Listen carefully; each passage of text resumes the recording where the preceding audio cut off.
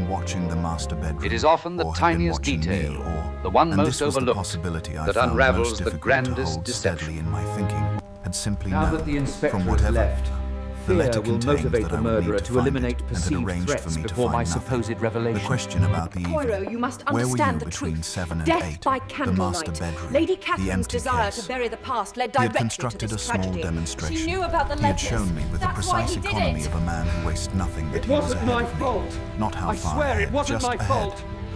I His lay in the guilt led dark to the and I thought seizure, about the Richard. night Gerald Ashbury Now we died, see the truth in and I these did letters. something I had not The done numbers since simply the don't morning align after. with his notes. I went through it completely, without the protective They're editing gone. that The incriminating subsequent letters, days had all placed of them. around the memory, But look, not because the I dust wanted is to, still disturbed. because The I killer needed to find the systematically thing destroys I had missed, evidence the from detail I past had and assessed present. as negligible, First and which Richard's Poirot wallet had papers, found and and determined now the was not. historical letters. It had begun 3 months Quickly, before Hastings! the night itself. They are in trouble! We I had must go spent up! those 3 months in the specific, sustained way that difficult things must be done. Incrementally, without urgency, with the constant willingness to stop entirely if any element proved unsound the compound first. Chloral hydrate I had in identified tea. it through a chain of Drugging professional rather than connections killing, that I had assembled to over ensure years for entirely uninterrupted unrelated service. purposes. I am a person who has always understood that useful relationships are built before they are needed, not at the moment of need. The contact who Eleanor eventually will provided survive. it The understood chloral that he was hydrate providing dosage it was for legitimate calculated research to avoid purposes and permanent had no harm. reason to understand otherwise, and would have no way of connecting it to Ashbury Hall, even if the question were ever raised, which it would not be. The mechanism of the locked door was my own design.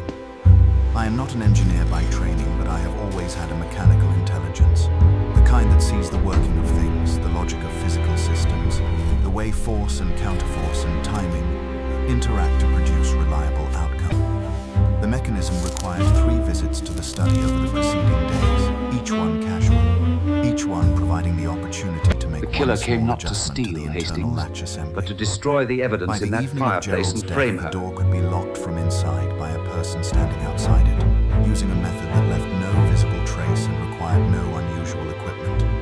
I had tested it twice. Both times it had worked exactly as designed, the evening itself.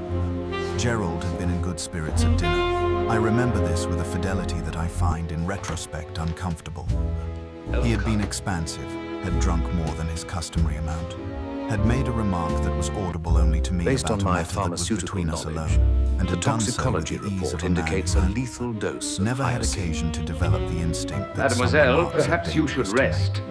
The rest of He us had shall looked at me examine across the precisely table what with that our expression. intruder was so The desperate to expression I had find. been watching for 14 months, the one that meant I have you and we both know it, and I find this amusing. And I had looked back at him with the expression I had been practicing for 3 months, which was the expression of a man who has accepted his position. I had not accepted my position. There we have After it. dinner, I waited. Geoffrey The Ashford. household moved through its This evening fragment rituals. solidifies the billiard connection room, between the drawing murder and the room, past gradual embezzlement. dispersal toward bedrooms. I had refused the nightcap with the headache excuse I had prepared and gone upstairs at 9:20 and remained in my room for 40 minutes, which was the interval I had calculated as sufficient for the corridor to clear and Gerald to settle into his customary late evening solitude in the study. At 10:10 I came downstairs. The east corridor was empty. The study door was closed, a line of light conspiracy visible at its had 2 base. architects. I knocked once quietly, the knock Ashford's of a financial person with a brief manipulation, and private supported by matter to Dr. raise. Henley's medical assistance. Gerald's voice, slightly slurred with the Drugging evening's Eleanor, wine cup. burning the I went papers in the in. grate. He was Why at his such desk haste? with the whiskey It speaks decanter not of beside cunning, him but- and the glass at his elbow and a document Forgive open me. before him that he did not trouble to conceal when I entered. Because I Gerald tried to had never hide it, felt but need to conceal things from people he considered He beneath knows the I level know, at which Mr. concealment Poirot. was He warranted. threatened to kill He me if looked I up at told me anyone. with the same expression he had worn at dinner. A Richard little had been looser changing now, his the will wine to sever having all softened its financial edges ties without with diminishing Ashford and its essential Henley. content. Couldn't sleep, he said. I He wanted would to never have speak with you, completely cut I off the said. family. Privately. He merely planned to He leaned reduce back the in his chair allowances, with the comfortable despite his stern expansiveness of a man facade. settling in for entertainment. Just what Of course, precisely sit brought you down. to Eleanor's I did not corridor, sit down. mademoiselle?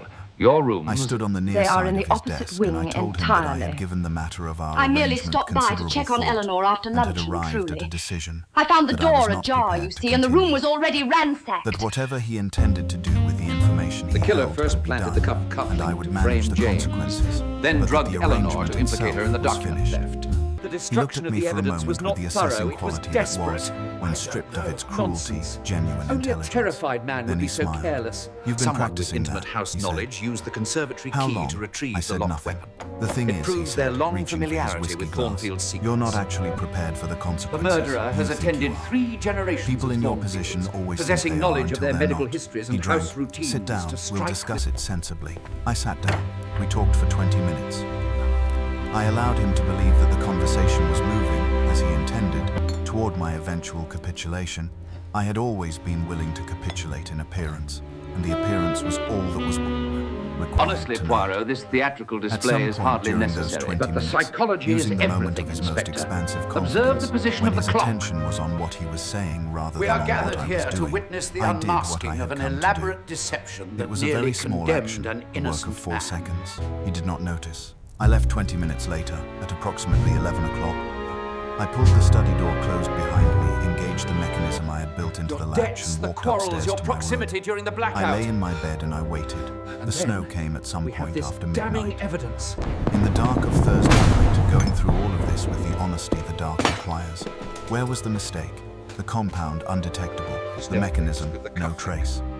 My movements accounted for, the conversation witnessed by no one, Physical the letter. evidence would satisfy But the authorities. letter, even if damaging, Clara's established convenient only the fire existence and of Sir a Henry's relationship between haunting Gerald phrase, and myself, "Death not the nature of the by night. candlelight." It could not place me in the The study. handwriting is identical. It could not, The and then I methods arrived precisely at the it. same. The thing I had This is assessed not as merely negligible. scandal, Eleanor. It When is I the sat down blueprint across for from Gerald's murder. desk, I had placed my hand on the arm of the chair for a moment as I settled a brief ordinary contact. The chair arm was polished wood, and I had been careful about surfaces throughout the The entire destruction stay. was But the systematic. chair arm was not Sir the Richard's surface I had torn been wallet, careful about. Eleanor's emptied tin box. I had been careful the about the anticipated desk, the storm, decanter, the the planned match blackout. I had not been careful about the chair arm because sitting in a swift chair in scuffle, someone's study is not an sharp breath of unusual or surprise, suspicious fact, fabric and the presence rustle, of a metallic fingerprint on a clink chair arm against means stone, nothing, then except body falling. that when I added the compound to Gerald's glass.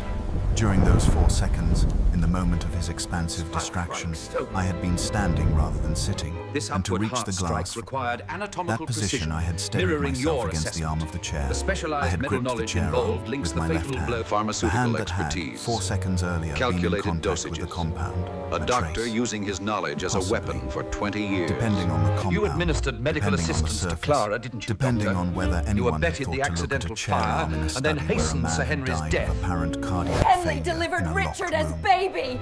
Depending on whether Poirot had thought to look at a chair arm.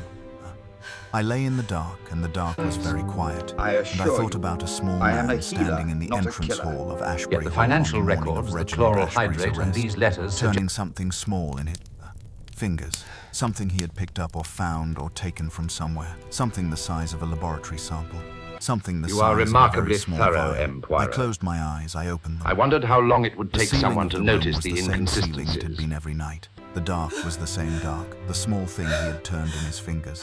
Not a vial, perhaps not a vial, probably not a vial. I But guided the him chair to his arm, the grave, 4 seconds, just the left as I hand. guided I Clara thought, to hers that is 20 what he years ago, found. That and is the Sir thing I Henry thought when his did not conscience matter. became inconvenient. And then I thought, Dr. the Marcus quietness that Henley, was more I am frightening arresting than any you for the louder murder of Sir response could Richard have been. Thornfield He has and known attempted since the murder of second Miss day. Eleanor Whitmore. He had known or suspected with a confidence approaching knowledge since the second day. Always get you And since then, in he had the been not end. investigating but constructing, building the architecture of a demonstration patient and precise and completely invisible until this moment.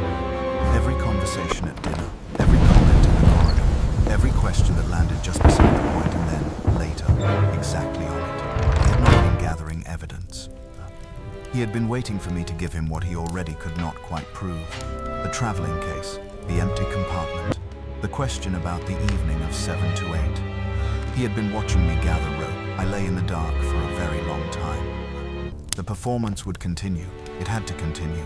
It was all I had left, and performance maintained completely and without deviation is not nothing, is in fact a great deal. Will the shattered and there were family still recover from the things that evening's could not be traumatic proven revelations? regardless of what Poirot suspected. But I lay there in the People dark are with the complete remarkably honesty resilient. that the dark provides, Lady and I Catherine will acknowledged age what I suddenly, had but not, perhaps grow until this kinder. night, been willing Eleanor to has fully gained acknowledge. He was not like the others. He was not like anyone I had encountered before, and I had made one mistake. One small, unglamorous, The entirely veils I human never mistake. wanted lifted I had have reached been for a torn glass away. and I had steadied myself. My ignorance and I had was a gripped form of chair arm cowardice, with my but left I- hand, and I had Justice not thought demands it mattered. truth, not In 40 gratitude. years of thoroughness, Sir one Richard moment sought of that reaching truth, without thinking, and his efforts were Gerald not would have in found vain. this funny. I did not. He called us together on the Friday afternoon. The invitation, if one could call it that, it had the form of an invitation and the force of a summons, came through Marsden at noon, delivered to each of us separately, with the particular quality of understatement that Marsden brought to all communications, regardless of their content. Monsieur Poirot requested the pleasure of the household's company in the drawing room at 3 o'clock. He Dr. had, Henley Marsden seemed the conveyed, most some rational thoughts he person in wished the to share. entire I household. received this information in my room, where I had spent Henley's the morning greatest in the weapon careful, was the deliberate disguise work of absolute reconstruction. normality. Not of The crime. inherent trust That granted reconstruction physicians. was But why would complete. he send the letters? Had been Misdirection, complete since the dark Hastings, hours of creating Thursday the illusion night of when an I had external found the mistake blackmailer and to sat deflect with it suspicion until when I Richard understood its inevitably full died. dimensions. What I had been reconstructing The was letters myself. systematically destabilized The version of household, myself that would stirring walk into fear that and drawing room suspicion at 3 about o'clock their curve. and sit among the others and listen to Hercule Poirot dismantle, piece by piece, the world that other people had believed to be true and remain Chaos and throughout darkness, exactly what I only the appeared to be. person dropping I had the a gold contingency. could I want to be clearly precise hear it about strike this. I had a stone. contingency carefully constructed, As I was and it was saying, not the nothing. pattern suggests. The trace on the chair arm, if that was Inspector indeed Graves, what Poirot had found, Forgive the was intrusion, suggestive gentlemen, but we not have found the conclusive. weapon. The letter, whatever it We found contained, excessive chloral established a hydrate relationship and a pressure, And these but not a practice murder. notes detailing The precise empty dosages traveling for case Clara and established Sir only Henry. that 20 I had years entered of a regular room I had payments no to Henley, legitimate reason to all enter, matching the which was diverted sums compromising from but not Thornfield fatal. accounts. The question about my movements on What about the Thursday innocent evening. people caught I in had the been web? alone, Truth as is I a had painful said, surgeon, and alone Hastings, means but it unwitnessed, excised and rot unwitnessed is a completely, condition allowing that them to cuts in finally multiple heal. directions. James has found honest employment Contingency and was sold this: his if expensive Poirot motor named car me, to I would settle be London surprised. debts. The shock of I nearly would be being genuinely, hanged, visibly, transforming him specifically completely. surprised. Not the Henley and performance surprise Ashford of a relied cornet, on which old always runs methods, slightly quiet too doses, large or too convenient small, fires, but the darkness, precise and calibrated misdirection. surprise Forgetting of the a modern person. truth also lives in Receiving an Hercule Poirot's accusation so memory. unexpected that the first Most response is not tragedies begin defense not but with action, but incomprehension. with averted I had eyes. practiced this People- response in the mirror that Truth morning. and candlelight share I am not a nature. person who ordinarily They may requires a flicker mirror or for be such obscured, purposes, but never the mirror fully confirmed what I extinguished. needed to confirm. It was good. It was within the narrow margin that separates good from perfect, very nearly perfect. And then, confusion carefully A word, modulated sir. into indignation. And then the question Miss put Whitmore. firmly of what possible evidence Miss could Whitmore support is such here. a what-word, extraordinary conclusion. Mademoiselle Because whatever Eleanor. Poirot had, I did not believe it was sufficient. As you can Not see, yet. the estate Not finally provably. breathes The letter freely. was suggestive, the letter was contextual. He was a detective with an instinct and a theory.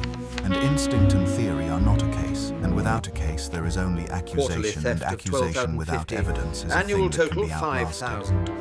I told myself this. 100,000. I had been telling Henley's myself this precise since Thursday 30% night, share, testing it each time with the full £375 rigor I every could bring to quarter bear, for 20 and years each of time it medical held. assistance. Not perfectly. To calculating it held the way killers, things people hold cease when they being are under load individuals. rather They become than at rest, obstacles, with a detectable liabilities, or strain in the assets to be structure. managed But with it clinical held. At detachment 5 minutes and to James' 3, I went complete downstairs. transformation, working The daily drawing room beside had the been estate arranged managers. subtly but arranged. He even sold his motor car The to chairs repay had been those London redistributed debts. from their usual casual groupings into something closer to a formal configuration. A slight arc facing the fireplace, where Poirot's preferred chair This had been was Henley's positioned private so that he penance. faced the room and the room Remorse faced him. administered This had in not been carefully done by measured Marsden daily alone. doses. Poirot had had a hand in it. Remorse worked like He had poison considered the through Henley's geometry system of for this 20 encounter, years. with the He same convinced attention himself he was brought to guardian of everything, greater and good, the yet geometry his said, conscience knew better. I am at the The center, Thornfield and you are case the truly audience, concluded. and we all know Mathematical why we are proof here. of greed, physical Lady evidence Ashbury of was guilt, already seated psychological when I arrived, testimony of in the remorse. high-backed chair she favored. Eleanor her hands insisted folded on in this her lap memorial. with the stillness of someone Proof who the has living been can sitting learn still wisdom for some from the time dead. and has used that time to arrive at a state of resignation that looks, from the outside, like composure. Reggie was beside her, slightly too far forward in his chair, his elbows on his knees in the posture of a man whose body has not yet received the message that the performance of ease is expected. Miss Harlowe sat to the right of the fireplace, straight-backed, watching the door. She looked at me when I entered. Her expression did not change. Dr. Fothergill occupied the chair nearest the drinks cabinet, which seemed appropriate. Alice Rowe sat beside Drink him this with the slowly bright, now. You're safe apprehensive here. attention of a person who has been caught up in an event Thank you, beyond her nurse. It's so understanding, bright. and is managing this by paying very close attention to everything in hopes that comprehension will eventually arrive. I chose the chair at the far left of the ark, The living must position learn that wisdom allowed me to from the see dead. all of the others A without harsh appearing to lesson in monitor them, truth and and to resilience present a after profile devastating rather than a betrayal. full face to the center of the room. A small advantage and a real Tell me, one. Thornfield, Poirot how entered is your at 3 current o'clock state exactly. after all that excitement? He had, I noticed, dressed with particular care, the suit pressed to a sharpness that suggested fresh attention, the mustaches at their most geometrically resolved, the patent leather shoes catching the grey afternoon light from the windows. He was, in his way, also performing. The difference between his performance and mine was that his was designed to be seen through, to communicate to everyone in the room that this was a formal occasion, that the thinking was done, that what followed was the orderly presentation of conclusions already reached. He settled into his chair. He looked at each of us in turn, a brief, warm, apparently pleasant survey that nonetheless had the quality of a final inventory. "I thank you all for coming," he said, as though we had had a choice. "I will not take much of your time. I wish only to think aloud, as is my habit, and perhaps to clarify certain matters that have caused unnecessary distress to members of this household." He began with the death itself. Lord Ashbury had not died of natural causes. He had been helped to die by means of a compound administered to his whiskey that in a man of his cardiac history would produce the appearance of natural failure. Post-mortem conducted at his request by a specialist from London rather than by Dr. Fothergill. This was delivered without emphasis, but Fothergill's chin came up slightly, had confirmed the presence of a metabolized trace We have consistent with a restored specific class order of compounds from not naturally chaos. occurring in the body. I listened to this with the expression of a person hearing disturbing news. It was not difficult to produce. The news was, in its way, disturbing. Reggie made a sound, half breath, half word, that did not resolve into anything intelligible. Lady Ashbury's hands tightened in her lap, just slightly. She had known, I thought. Not consciously, not with the specific knowledge that generates action, but in the way that people who have lived with someone for 30 years sometimes know things they cannot name. Poirot continued. He spoke about the locked room. He described the mechanism I had built into the latch assembly with a precision and completeness that told me he had spent considerable time with it, had presumably dismantled it and understood it in full, which meant he had found it, which meant the smoothness I had felt in the lock on the morning of the discovery had not been as smooth as I had believed. I sat with this. I maintained my expression. I noted, with the detached faculty that continues its work regardless of every other consideration, that my hands were resting correctly in my lap, that my breathing was even, that I was performing. Exactly as I had practiced, he turned to the suspect. Lady Ashbury.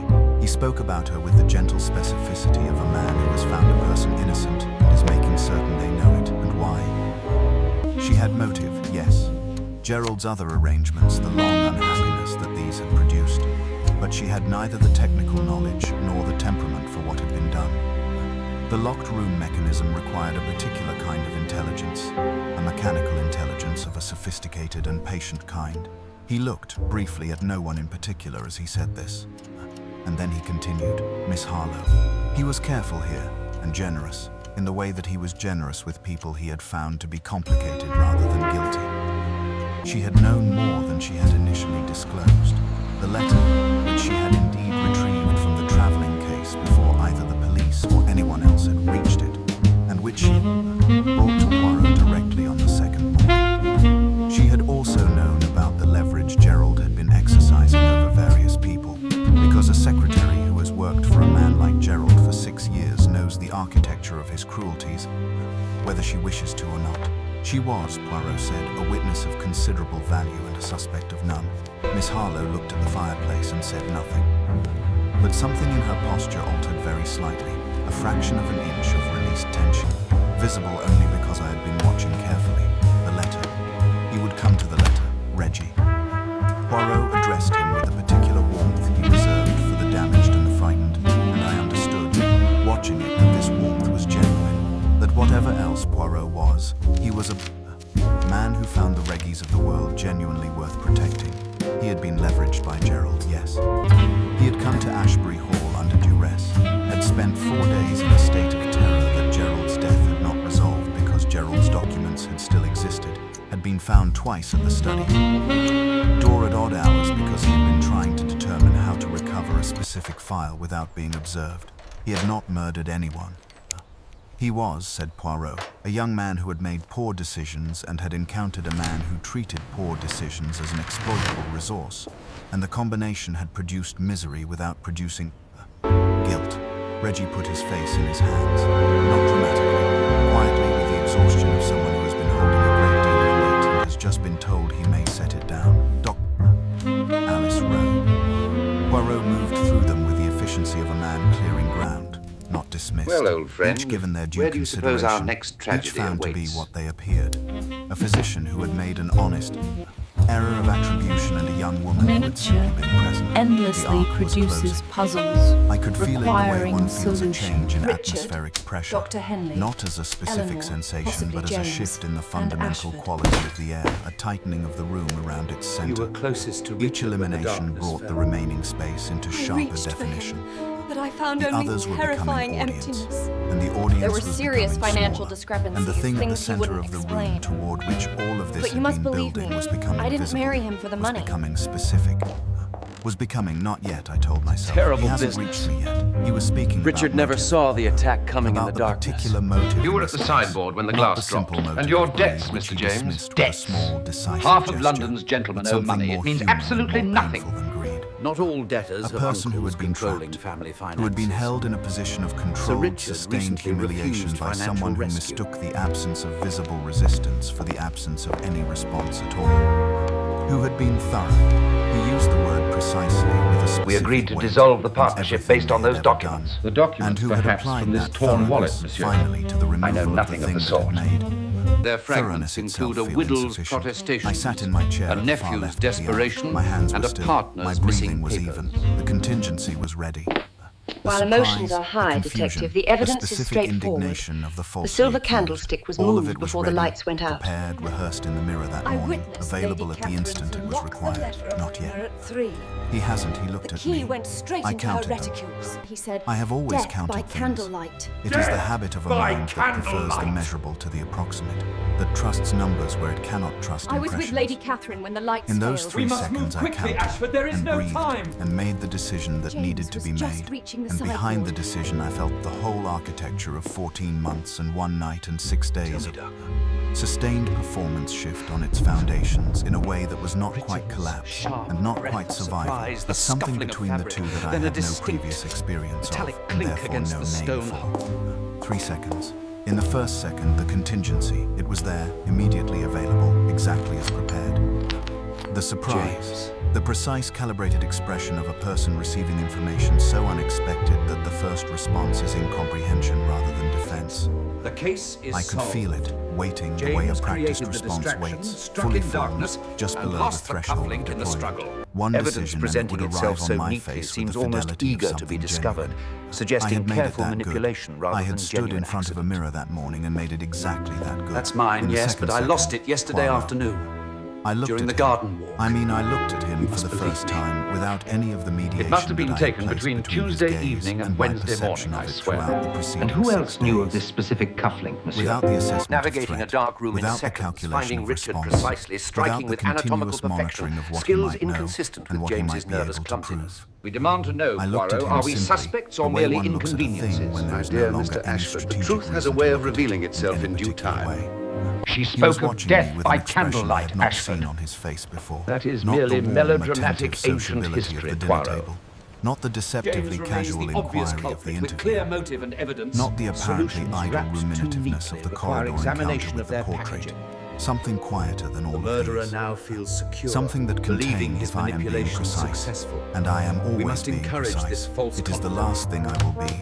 It is the thing that will persist even when everything else is gone. The case Something against James Thornfield, contained sorrow, open and not shut. triumph, not satisfaction, not the Is this your expression of a cufflink, man who has James? won something sorrow. Yes, but I tell you, The Inspector, specific, you've got to believe considered me, sorrow it of was a person planted. who has arrived at a You conclusion they would remain have under preferred not to observation on the reach. premises while the This investigation undid something in me that the evidence had not undone, that the empty travelling case had not undone, that the long honest Careful dark with of that, Mr. Thursday Davies. night had not undone. We wouldn't want another I accident. cannot explain this with the precision I would prefer. Human I can only nature record seeks it simple accurately. explanations. The sorrow in his Police face see reached debts, something that all of his distraction, and a cleverness golden had not cufflink, reached, then and whatever close it cases. reached, it loosened in Do the third premeditated second. murderers abandon Third decision. identifiable jewelry Not carelessly? the The evidence contingency. seems conclusive. I let the Yet, contingency go. the wallet documents Felt are it missing. dissolve. What Felt the documents could prepared merit expression murder? recede without having been deployed. Embezzlement Felt that papers or 14 old months of scandal proof architecture tied to settled death into by a new candlelight. configuration that was The not true murderer knew of one the I had missing built, but cufflink, was, waited as for the uttered in storm, that used third the second, darkness the for the only killing, one that then remained planted the available to evidence me. to Poirot frame spoke. innocent It was James. you, he said. He said It it is often the quietly, tiniest without detail, flourish, the without one most the theatrical overlooked, weight that the moment unravels might the have invited grandest in a lesser deception. person. He Now said that it the the way one inspector has states a left, conclusion that has been Fear will arrived at with motivate the great murderer care and to is now eliminate simply perceived true. threats You before have my known that supposed I knew, I revelation. think, for some days. Poirot, you must understand And the I have truth. known that you knew Death that I by knew. candlelight. We have been, Lady the two of Catherine's us, in a desire to somewhat bury the unusual past led position. directly to The room this was tragedy. very still. She knew about the ledgers. I was aware of the That's others. why he did it. The intake of breath from Lady Ashbury, wasn't my the fault. sharp stillness I of Miss swear it Harlow, wasn't my the fault. sound of Reggie's hands coming down guilt from led his to the face. seizure, But Richard. these things were at the Now we periphery. see the truth in these ledgers. Of my attention, and The Poirot numbers was simply at its don't center, align and with the his center was all I notes. had capacity for in that moment. I said, They're "You have gone. evidence." The It was not a incriminating question. letters, all It was of not them. the contingency. But look, the dust is It was still something else disturbed. entirely. The killer voice of a systematically person who has destroys made a evidence from decision and past is now and present. determining the precise First shape of Richard's what the wallet decision papers, requires. and now the I have, historical said letters. Poirot, a great deal. Quickly, Hastings! The They are in compound, trouble! confirmed We by must go up! analysis, consistent with your professional connections, traceable with sufficient effort to a specific source.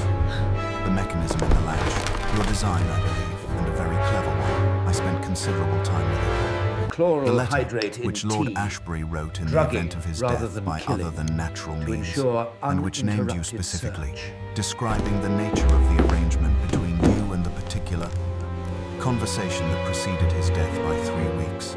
He paused, and the chair arm. Eleanor will A survive. trace, The chloral small but hydrate chemical dosage large was traces, only calculated present to while as I avoid looked at him. permanent harm. I heard each item placed before me with the careful specificity of a man who has assembled something over a long time and is now presenting the whole. I heard the chair arm last.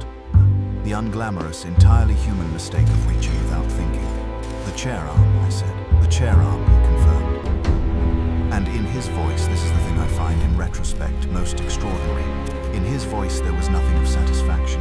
It was the tone of a man confirming a fact that gives him no pleasure. I sat with this for a moment. The drawing room was around me. The fire, killer came not the to grey steal, light from the Hastings, windows, the others to in their destroy the chairs who had evidence in that stopped being fireplace and peripheral frame her. become very present, very still, very much the audience that Poirot had arranged the geometry for Lady Ashbury with her tightened hands, Reggie with his pale, open face. Miss Harlow watching me with the expression I had never been able to fully categorize and could now identify. It was recognition, and it had been recognition from the beginning, because Miss Harlow had known about Gerald's leverage and had understood, before any of this, something about Based the on my end point pharmaceutical toward which knowledge, such arrangements The tend. toxicology She report had brought the indicates a letter to lethal Poirot on the dose of second hyoscine. morning. I thought about Mademoiselle, this. I had perhaps you wondered should since rest. Thursday night. The why rest she of us had shall done it, examine whether it precisely was what our justice or intruder was so self-protection or desperate to something find. more complicated. Looking at her now, across the still drawing room, I thought it was probably the thing she would have called, if asked and if she were being honest, the only available right thing. She had worked for Gerald for 6 years and had watched him apply his pressure to person after person. There we have it. And when the pressure Geoffrey had finally Ashford. produced its inevitable This fragment result, solidifies the she had connection done between the only murder available and the past embezzlement. right thing with the information she held. I found I could not hold this against her. I found, more surprisingly, that I did not want to. The contingency was gone. The surprise and the indignation and the performance of incomprehension, all of it was gone. And what remained was something I had not anticipated and could not have prepared for because it belonged to a category of experience I had not previously encountered. The experience of being, as Poirot conspiracy had been had from two the beginning, architects. simply seen. Ashford's I said, financial manipulation he was supported destroying by me. Dr. Henley's I medical said it assistance. clearly, without the defensive Drugging inflection that Eleanor, would have made burning it a the plea, papers in the grate. and without the cold Why inflection such that would have haste? made it a It justification. speaks not of cunning, but I said it as a fact, which is what it was. Forgive The me. most accurate single sentence I could construct for what the 14 months I had been. tried to hide He had it, found but the one thing that I could not manage. And he He had been knows using I it know, Mr. systematically Poirot. because He he threatened could to and kill me because if he I enjoyed told it, anyone. and because he had made the assessment quite early Richard that I had would been endure changing it his rather will than to risk sever the all alternative. financial ties Yes, with Ashford and said Henley. Poirot. Just that, I know. He was wrong He would about never the have endurance, completely I said. cut off the He was family. wrong about a great many He merely things, said planned to Poirot. reduce the allowances, He was wrong despite about his you stern most of all. facade. Something in this, Just in what the specific precisely brought you phrasing to of it, Eleanor's in the corridor, quality of mademoiselle? understanding it Your contained, rooms... moved They are in through the me in a opposite way I wing am not able to entirely. describe with I merely precision stopped I by would to check prefer. on Eleanor after I will luncheon, simply truly. record that it did. I found the and that door movement ajar, was you not see, and the room was comfortable, already and that it reached ransacked. the same place his sorrow had reached in the second The killer of my first 3 planted the seconds. cufflink to I frame looked at the James, fire, I looked at my then hands drugged in my Eleanor lap. to implicate her in the The document hands that theft. had gripped The the destruction chair of the arm evidence without was not thinking. thorough, In it the was moment desperate. of reaching for a glass. In the 4 Nonsense. seconds in which Only I a had done the terrified thing I man had would be so spent 3 careless. months preparing Someone with to do. intimate house knowledge used What the happens conservatory now, I key said, to is retrieve the determined locked by weapon. what you can prove. It proves their long What I can familiarity prove, with said Thornfield's Poirot, is secrets. sufficient. Then we The understand each murderer other. has We have attended understood 3 each other, generations said of Poirot Thornfields, with possessing knowledge the of their faintest medical quality histories of and house something that was not routines quite to a smile strike but with. occupied its neighborhood for some days. I think you know this. I did know it. I had known it since the breakfast table and the question about Thursday evening, since the empty traveling case, since the corridor and the portrait and the hands gripping the chair arm more firmly. Honestly, Poirot, this theatrical authority display is hardly requires. necessary. I But the had known it and I psychology had is performed everything, anyway, Inspector. because performance Observe the was position the of the only remaining clock. option, and I am not a person who We are abandons a gathered position here to while witness position the remains. unmasking of an elaborate position no deception longer that remained. nearly condemned an I looked at innocent Hercule man. Poirot across the drawing room of Ashbury Hall on a grey February afternoon with the snow retreating from the moors outside and the fire doing its quiet work in the grate. Your And debts, the quarrels, your made the proximity decision during I the had made in blackout. the 3rd second before he spoke. And then the decision we that have had this let the damning contingency evidence. dissolve and had chosen instead the only thing left that was consistent with who I was. I did not perform, I said. I would like to speak to a solicitor, not a confession, not a stolen collapse, beforehand, not the and deliberately dramatic planted by dissolution that the someone. moment in fiction Physical might have evidence seemed would to call satisfy for. authorities. A person who has Clara's faced everything convenient on their fire own terms, and Sir facing Henry's this haunting finally on their own phrase, terms, on the "Death only terms that by remain, but still candlelight." their own. The Poirot handwriting is inclined his identical. head. The methods The precisely small, the precise same. inclination This is of not a man merely receiving scandal, a decision Eleanor. he It is the considers blueprint correct. for At your murder. moment, he said. That is your right. The room began very slowly to move again. Lady Ashbury's voice, Reggie rising from his chair. The sounds of a world reassembling itself around a new The configuration. destruction was systematic. Sergeant Crail was Sir sent Richard's for, torn Marston was wallet, sent for the Eleanor's telephone. emptied tin The box, ordinary the machinery of anticipated consequence storm, began the its work. planned blackout. I sat in my chair at the far left of the ark, and I looked at the A fire swift and I thought scuffle, about the 3 a seconds, sharp breath of and the surprise, decision made fabric in them, rustle, and about the word metallic that clink Poirot had against used at the stone, dinner table. then body On the first falling. evening, the word that had landed and dissolved, and that I had not understood until this afternoon, was not a casual observation about people and their beliefs, but a statement This upward precise heart strike required and kind and anatomical devastating precision, about me mirroring your specifically. assessment. They believe with specialized such mental knowledge consistency involved links that the the fatal person blow. looking for the Pharmaceutical truth is the last expertise, person who will think calculated to look at them. dosages. He had known A on the doctor first using evening. his knowledge as a weapon He had for looked at 20 me across years. the dinner table You on the administered first medical evening of his assistance to arrival, Clara, didn't and you, he had Doctor? known, or You had known abetted the the shape of accidental knowing, fire, and and then everything that hastened had Sir followed Henry's had death. been the patient, Henley sorrowful delivered Richard as baby! work of a man assembling what he already understood into a form that the world could use.